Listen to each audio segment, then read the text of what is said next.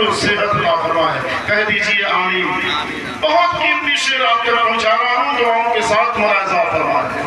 کہ حضرت عمر فاروق اعظم رضی اللہ تعالیٰ عنہ جب ایمان نہیں لائے تھے تو آپ آقا صلی اللہ علیہ وسلم کو قتل کرنے کے ارادے سے گھر سے چلے،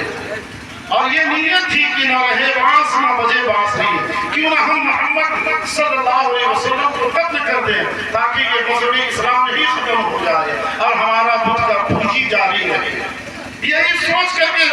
حضرت عمر فاروق اعظم رضی اللہ تعالیٰ عنہ تلوار لیے اور چلے آ رہے ہیں کہ جب عمر لے کے تلوار آنے لگے تو دیکھ کر آپ مسکرانے لگے. ارے پھر تو کفر عمر کے ٹھکانے لگے، پھر تو کفر عمر کے ٹھکانے لگے. ارے لائے ایمان آگے دربار. سیدنا عمر فاروق اعظم رضی اللہ تعالیٰ عنہ جب نبی پاک صلی اللہ علیہ وسلم کی قتل کے ارادے سے چلے اور آپ جب ننگی تلوار لے کر کے چلے تو مصطفیٰ جان رحمت صلی اللہ علیہ وسلم ڈرے نہیں، بلکہ آپ کے دیکھ کر، آپ کے تیور کو دیکھ کر، آپ کی تلوار کو دیکھ کر سرکار دو جہاں صلی اللہ علیہ وسلم مسکرا رہے ہیں. اور آپ کا مسکرانا، آپ کا تبسم فرمانا، آپ کے چہرے انور کو دیکھ کر کے اور عمر فاروق اعظم رضی اللہ تعالیٰ عنہ ایمان لے آئے. محبت سے کہہ دیجئے سبحان اللہ. اور جب سیدنا عمر فاروق اعظم رضی اللہ تعالیٰ عنہ ایمان لے آئے تو آپ کیا فرماتے ہیں؟ یہ شعر میں ملاحظہ فرمایا کہ جو بغاوت کرے میرے سرکار سے، ارے جو بغاوت کرے میرے سرکار سے، ارے اس کی گردن اڑا دوں گا تلوار سے. بولے فاروق اعظم یہ کفار سے کہ کیا کمی ہے تو عالم کے مختار میں. یا الہی یہی ہے تمنا میری کہ عمر کٹ جائے سب نعت سرکار میں. اور مکتے کا شعر ملاحظہ فرمائیں کہ ہے اثر کی یہی آرزوئے دلی کہ یہ بھی دیکھے کسی دن نبی کی گلی. ارے واہ تیرے حیرت میں ہو اس کی آنکھیں کھلی، مصطفیٰ جان رحمت کے دیدار میں. یا الہی یہی ہے تمنا میری، عمر کٹ جائے سب نعت سرکار میں. ایک اور درود شریف پڑھیے اللہم صلی علی سیدنا و شفیعنا حبیبنا مولانا محمد بارک وسلم. صلاۃ و سلام علیک یا رسول اللہ صلی اللہ تعالی علیہ وسلم. ہن لباس لکم وانتم لباس لہن. اے عورتوں تم مرد کی لباس بن جاؤ اور اے مردوں تم عورت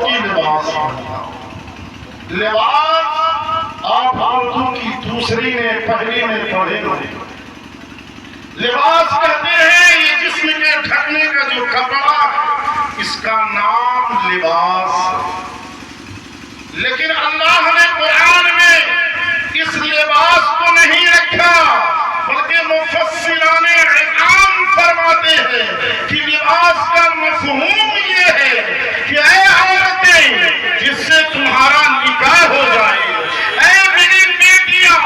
جس سے تمہارا نکاح ہو جائے، اور اس شوہر میں تیرے جو ہے اگر کوئی کمی نظر آئے، کوئی خراش نظر آئے، کوئی داغ دھبے نظر آئے، کسی طرح کی کوئی کمی نظر آئے، تو اے میری بیٹیاں اپنے شوہر کے ان تمام چیزوں پر پردہ کر دینا، اپنی سخیوں میں جا کر، اپنی سہیلیوں میں جا کر، اپنی ہم عمر نوجوان لڑکیوں میں جا کر ان کے خلاف شکایت نہ کرنا،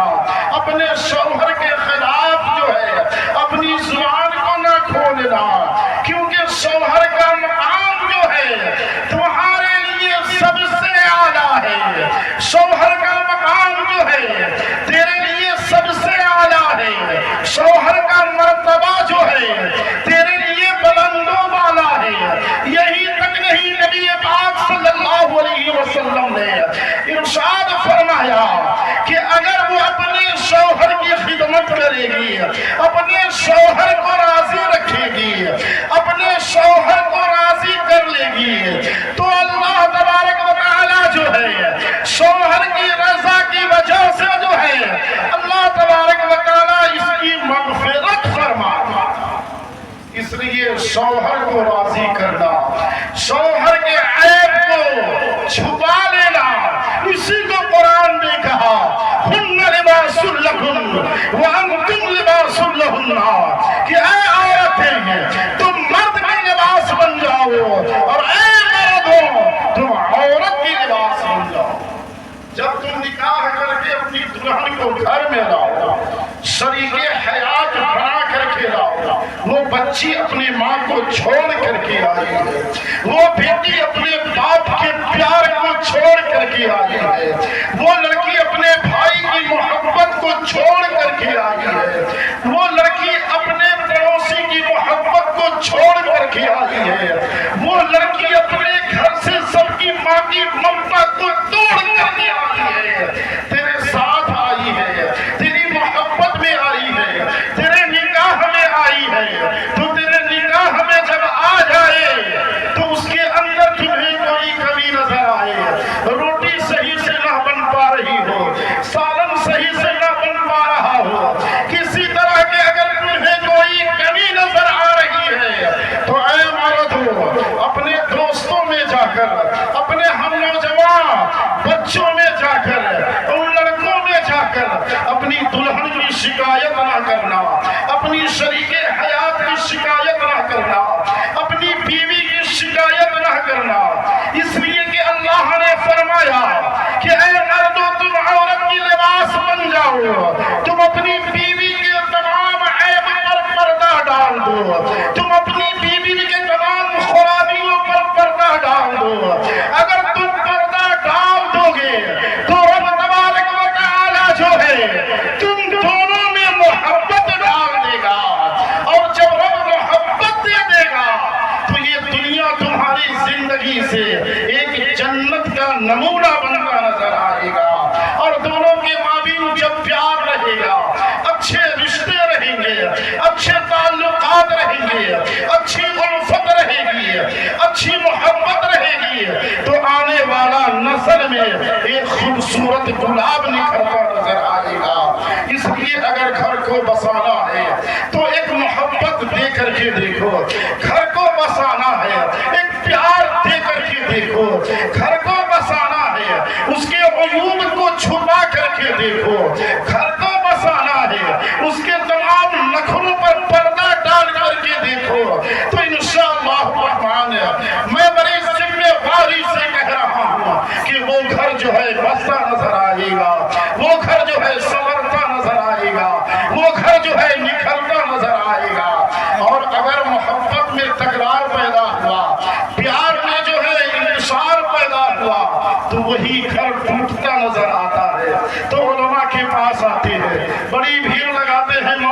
صدر عالم صاحب کی بارگاہ میں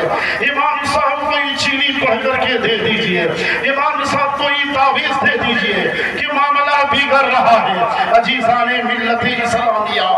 اگر تم محبت دے کر کے دیکھتے، الفت دے کر کے دیکھتے، پیار دے کر کے دیکھتے، تو انشاءاللہ اسی زندگی میں یہ کبھی ایسا موڑ دیکھنے کو نہیں ملتا۔ ایک بار محبت کے ساتھ درود شریف پڑھیے، اللہم صلی علی سیدنا و شفیعنا حبیبنا مولانا محمد بارک وسلم، صلاۃ و سلام علیک یا رسول اللہ صلی اللہ علیہ وسلم۔ میں نے پہلے کہا تھا کہ میں وقت زیادہ نہیں دوں گا، کیونکہ گھر کے سبھی لوگوں نے کہا حضرت 11 بجے تک صلاۃ و سلام کرنا ہے، بہت سارا کام ہے، 10:30 ہونے والا ہے۔ اب جو ہے مقرر ذیشان، مفکر اسلام، خطیب العصر حضرت علامہ مولانا محمد شمیم رضا اسماعیلی صاحب آنے والے ہیں۔ ان سے پہلے میں گزارش کروں گا کہ آپ کے سامنے شہنشاہ ترنم، شاعر اہل سنت حضرت علامہ مولانا محمد صدر عالم صاحب جڑا انور مظفر پوری تشریف لائے۔